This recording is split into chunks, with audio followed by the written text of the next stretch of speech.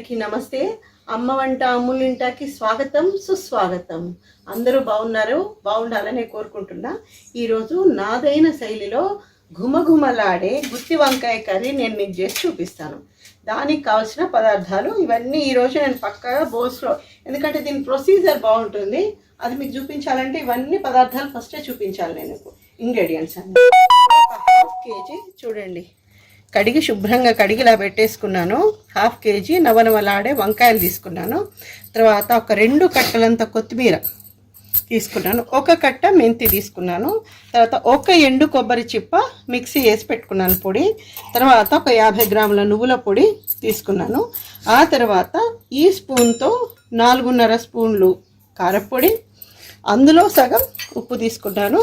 తర్వాత 1 గడ్డ వెల్లుల్లిపాయలు, అవి పాయలు ఒలిచి పెట్టుకున్నాను నేను. ఒక 3 చిన్న సైజు ఉల్లిపాయలు 3 కట్ చేసి పెట్టుకున్నాను నేను. ఆ తర్వాత ఒక 3 సన్నటి మిర్చి జస్ట్ అట్లా కట్ చేసి పెట్టుకున్నాను. చింతపండు చూడండి, దీనికి కర్రీకి కావాల్సిన చింతపండు 1 జామకాయ అంత, జస్ట్ ఇది ఒక 10 గ్రామ్స్ ఉంటుందేమో ఈ చింతపండు. తర్వాత అల్లం వెల్లుల్లిపాయ పేస్ట్. ఇప్పుడు మనం ఈ వంకాయలు కట్ చేసి పెట్టేస్తాను నేను. తర్వాత మళ్ళీ మనం ప్రొసీజర్లోకి వెళ్ళిపోదాం. అప్పుడు ఎలా మిక్స్ చేయాలని మళ్ళీ మీకు చూపిస్తాను. చూడండి, ఇప్పుడు ఈ నవనవలాగిన వంకాయలు ఉన్నాయి కదా, వీటిని నేను ఇలా కట్ చేసి పెట్టేసుకున్నాను. నేను ఒక 4, అంటే ఇది కిందకి ఎలాగా ఉంచేసి కట్ చేసి పెట్టేసుకున్నాను. ఇందులో కొంచెం సాల్ట్ వాటర్లో ఇందులో వేసేసాను, ఎందుకంటే వంకాయ కూడా కలర్ పోతుంది అని అంటారు కాబట్టి. ఇప్పుడు మనం ఏమేమైతే ఇంగ్రీడియంట్స్ తీసుకున్నామో, ఈ కారపొడి, ఆ తర్వాత ఒక 4 స్పూన్లు సాల్ట్, తర్వాత చూడండి ఒక 50 గ్రాములు ఉంటాయి నువ్వుల పొడి వేసేసి పెట్టుకున్నాను నేను. నువ్వుల పొడి, 1 ఎండు కొబ్బరి చిప్ప గ్రైండ్ చేసేసుకున్నాను. ఆ తర్వాత కొంచెం కొత్తిమీర వేసేసుకుంటాను ఇందులో. చూడండి, కొంచెం మెంతి వేయను, కొంచెం కొత్తిమీర వేసేసుకుంటాను. ఇది ఇప్పుడు నేను ఇప్పుడు ఏం చేస్తానంటే, ఈ 1 ఉల్లిపాయ తీసుకుంటున్నా. ఒక 3 ఉల్లిపాయలు కట్ చేసి పెట్టేసుకున్నాను నేను. 1 ఉల్లిపాయ ఇందులో దంచేస్తున్నాను. చూడండి, 1 ఉల్లిపాయ. ఆ తర్వాత వెల్లుల్లిపాయలు అన్నాను కదా, ఈ వెల్లుల్లిపాయలు ఇవి మొత్తం కలిపి మనం ఇది గ్రైండ్ చేసి పెట్టేసుకునేది, దంచి పెట్టుకుందాం. గ్రైండ్ చేయొచ్చు, కానీ గ్రైండ్ చేసిన దానికంటే ఇలా దంచి ఈ మొత్తం మిక్స్చర్లో మనం దీన్ని జాగ్రత్తగా కలపాలన్నమాట. ఇలా దంచి పెట్టేసుకుని ఇందులో మనం ఇందాక ఒక 2-3 మిర్చి కట్ చేసుకున్నాం కదా, అందులో ఇది కూడా వేసేసుకుందాం. కొంచెంగా వేసుకుంటే మనకు అటు ఇటు పడిపోవడానికి అవకాశం ఉండదన్నమాట. ఎంత అద్భుతమైన రెసిపీ అసలు. అంటారు కదా, వంకాయ వంటి కూరయు పంకజముఖి వంటి భార్యయు అని. కర్రీస్లో ఎలాంటి శుభకార్యంలో వంకాయ కర్రీ లేకుండా ఉంటుందండి? తప్పకుండా వంకాయ చేస్తారు ఎలాంటి శుభకార్యమైనా కదా, మా హిందూ సంప్రదాయంలో నేను చెప్పేది. చూడండి, ఈ పొడులన్నీ మనం ఇందులో వేసేసుకున్నాం కదా, పొడులన్నీ ఇవి ఒకసారి జాగ్రత్తగా మిక్స్ చేసుకోవాలి. ఇలా ఏమేమి వేసాము గుర్తు తెచ్చుకున్నాము మళ్ళీ. కారపొడి, ఉప్పు, కొంచెం కొత్తిమీర, నువ్వుల పొడి, ఎండు కొబ్బరి.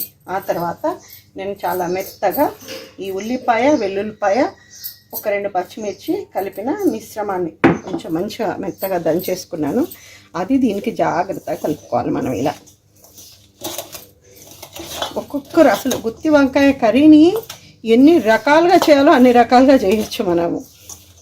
అందులో ఇది చాలా టేస్టీగా ఉంటుంది.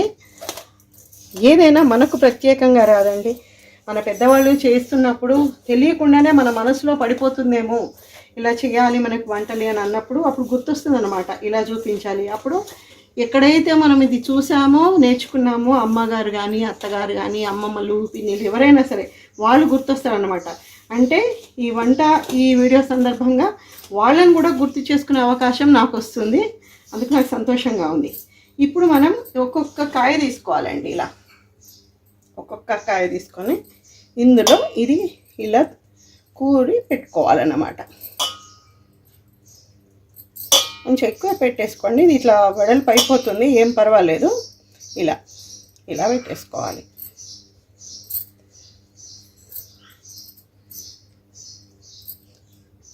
చాలా బాగుంటుంది రెసిపీ ఇది. ఇది నల్ల వంకాయలతో కూడా చేసుకోవచ్చు, అది కూడా చాలా బాగుంటుంది. టైంకి నాకు ఇవే దొరికాయి, నాకు సంతలో, కాబట్టి ఇవే తీసుకున్నాను. యాక్చువల్గా ఈ సైజ్ బాగుంటుంది, ఇంకా ఇంతకంటే పెద్దగా ఉన్నా బాగుండదు, ఇంతకంటే చిన్నగా ఉన్నా ఇంకా బాగుండదు. ఇంకా కంప్లీట్ ఇది కట్ కాలేదు, ఇంకొకటి చూపిస్తాను చూడండి. దాన్ని మొత్తం ఇలా నేను కంప్లీట్గా ఇలా పొడి అంతా ఇందులో కూర్చోపెట్టుకున్నాను వంకాయల్లో. తర్వాత ఇది చింతపండు రసం పిండుకున్నాను. ఇంకా మిగిలిన పొడి అలాగని ఇప్పుడు మనకు యూజ్ అవుతుంది. ఇది ఇప్పుడు స్టవ్ ఆన్ చేసుకుంటున్నాను. నేను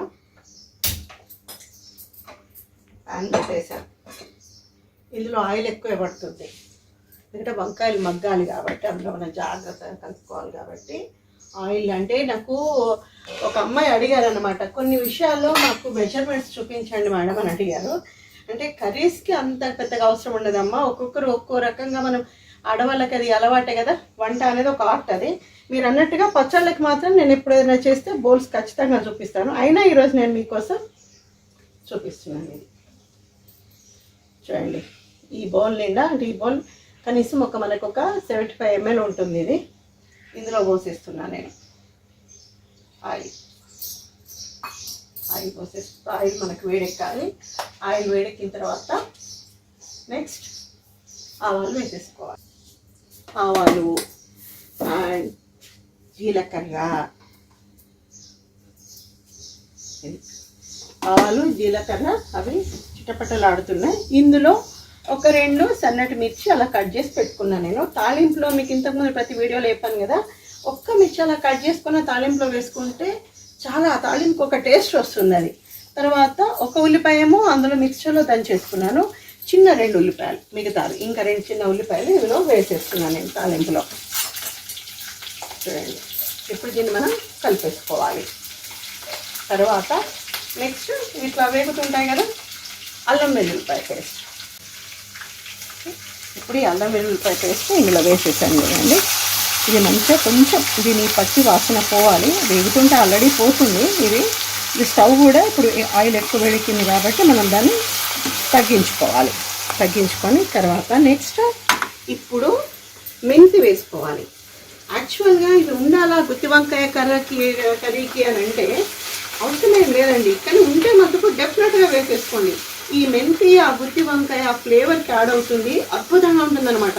మెంతి పొడి కంటే మెంతి మాత్రం ఆకు చక్కగా వేగాలి ఇందులో, లేకుంటే కర్రీ మళ్ళీ మనకు కొంచెం చేదు రావడానికి అవకాశం ఉంటుంది.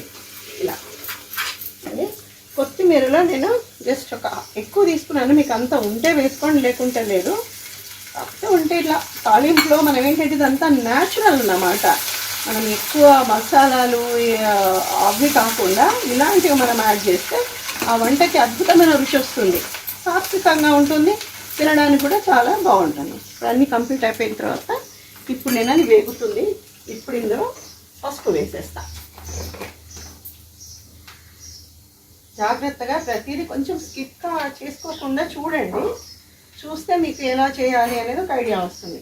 ఒక 1.5 స్పూన్, చిన్న స్పూన్ అదే పసుపు, మీకు తెలిసే ఉంటుంది, సరిపడంతా మనం కర్రీకి సరిపడంతా వేసేసుకోండి పసుపు. చూడండి ఇప్పుడే ఎంత కలర్ఫుల్గా కనిపిస్తుందో ఇది.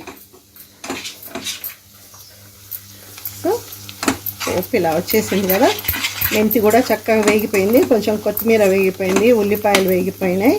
ఆ తర్వాత మన చక్కటి ఈ దివిలో విరిసిన పారిజాతం కదా, నవనవలాడే వంకాయలన్నీ చిన్నగా ఫ్లేమ్ పెట్టేసుకొని ఇందులో పెట్టేస్తాను నేను అన్నీ జాగ్రత్తగా. ఇలా ఒక్కొక్కటి అన్నీ ఇందులో పెట్టేస్తా. తప్పకుండా ట్రై చేయండి ఇలా కర్రీ. మీకు సాల్ట్ కూడా మీరు చూసుకోండి, పొడిలో మీరు సాల్ట్ వేసేటప్పుడు.